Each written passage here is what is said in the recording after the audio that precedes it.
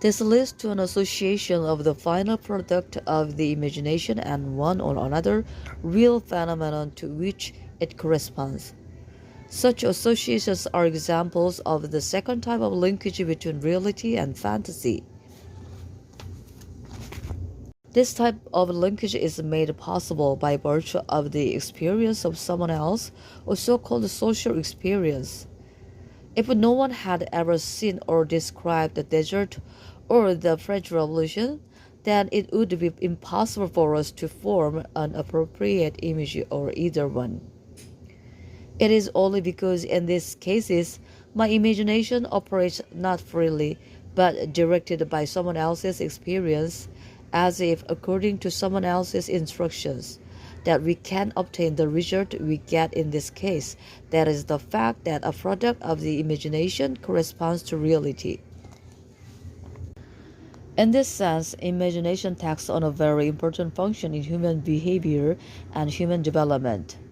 It becomes the means by which a person's experience is broadened, because he can imagine what he has not seen, can conceptualize something from another person's narration and description of what he himself has never directly experienced.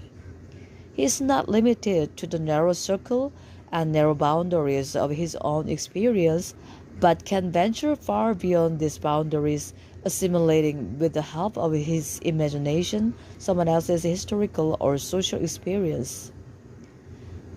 In this form, imagination is a completely essential condition for almost all human mental activity. When we read a newspaper and find out about 1,000 events that we have not directly witnessed, when a child studies geography or history, when we merely learn what has been happening to another person by reading a letter from him, in all these cases our imagination serves our experience. Thus, there is a double mutual dependence between imagination and experience.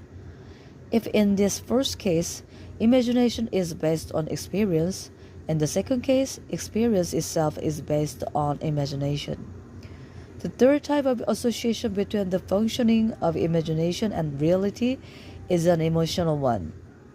This association manifests itself in two ways. On the one hand, every feeling, every emotion seeks specific images corresponding to it.